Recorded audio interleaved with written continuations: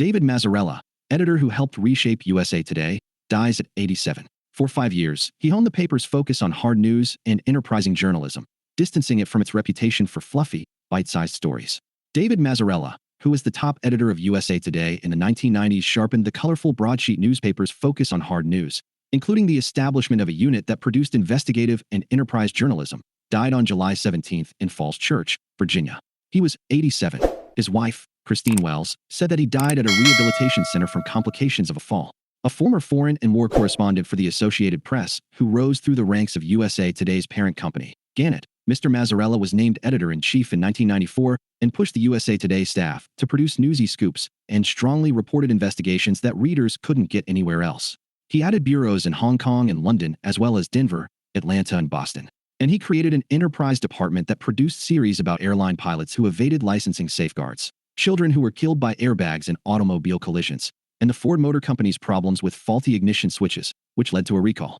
Under Mr. Mazzarella's watch, USA Today ran a multi-part series that investigated arson fires at Southern churches. He was credited with accelerating an effort to feature more substantial journalism that had begun under his predecessor, Peter S. Pritchard, and to shift away somewhat from USA Today's earlier reputation for breezy bite-sized stories. Men, women, we're still different, one headline said. That earned it the nickname Mac Paper. We're not denying our past, Mr. Mazzarella told the Washington Post in 1997. It's still our intention to keep providing news that's easy to read, in small bites. But we want to add to that an element of depth that makes the news more understandable to our readers. Rob Norton, an assistant managing editor of Fortune magazine, told the New York Times in 1996, I don't associate USA Today automatically with investigative journalism, and when I looked at that piece on airbags, I was impressed with the amount of work that went into it. It was the kind of piece that could easily have appeared in the Times, or the Washington Post, or the Wall Street Journal. At daily meetings that determined which articles would find a place on the next day's front page, Mr. Mazzarella calmly and precisely pressed reporters and editors. He was totally willing to ask, after a lot of work had gone into an article, why is this a story? What will this mean to somebody? How will this connect to readers? Susan Goldberg, a former assistant managing editor, recalled in an interview. Ms. Goldberg, now the president of GBH, the Boston Public Media Company, added, those meetings were slightly terrifying but incredibly educational. Doug Levy, a former investigative reporter for USA Today, said his answers to Mr. Mazzarella's pointed questions led to many of his pieces, often about the tobacco industry, landing on the front page. He completely embraced the culture of investigative journalism, Mr. Levy said in an interview. Mr. Mazzarella's push to make USA Today a more serious, news-driven publication during his tenure as editor-in-chief was praised by the American Journalism Review in 1997. It is striving for depth, for original reporting, and for enterprise, the magazine wrote. It is not just a success, it is rising to respectability. Tom Curley, a former president and publisher of USA Today, said that the paper's main conference room at its former headquarters in Rosslyn, Virginia, displayed front pages with circulation data above them. But more than raising single-copy sales, the journalism that Mr. Mazzarella's staff produced resonated with advertisers. By being too light early on, we didn't have credibility with advertisers, he said in an interview. We had to earn our way into the advertising conversation. He added, David really ushered in that era. He was transformational.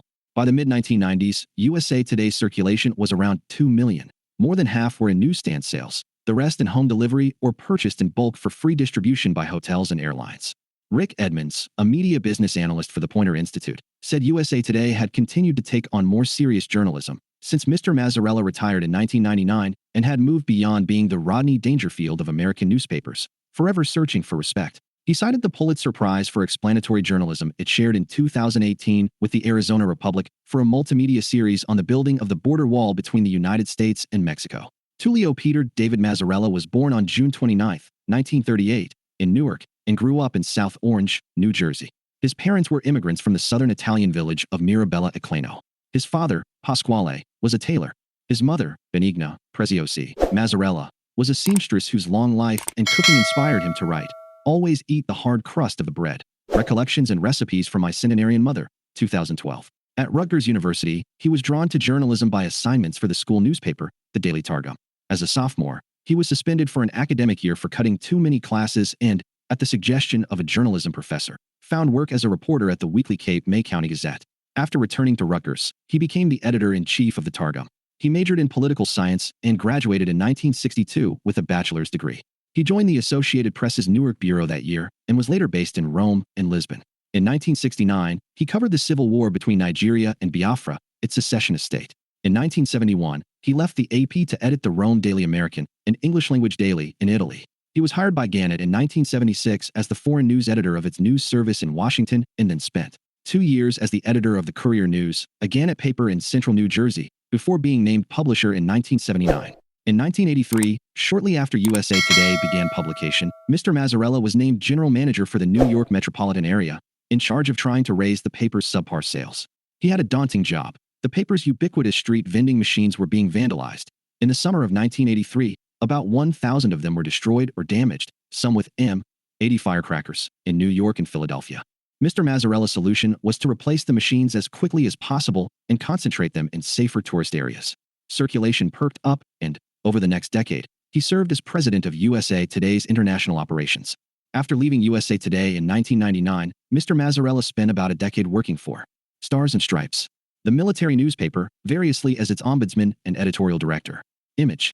In addition to his wife, whom he married in 1999, Mr. Mazzarella is survived by his daughters, Laura Mazzarella, Liliana Mazzarella, and Julie Jeridian, from his marriage to Kitty Uxty, which ended in divorce, and 2 grandchildren. His son, Tullio David, died of a brain tumor in 1969 at 21 months old. While Mr. Mazzarella was single-mindedly devoted to hard news, he was not nearly as interested in some of the people and events in the wider culture that fascinated the paper-buying public. Dave was such a serious newsman, but he didn't have any feel for pop culture or softer stories. Tom McNamara, a USA Today managing editor of investigations and enterprise under Mr. Mazzarella, said in an interview, "It was always amazing to him that people would be interested in Madonna or the O.J. Simpson trial. But one good thing about him is he knew his blind spots and would listen to his editors and reporters who would say, 'No, this is a good story. People are interested in this.'"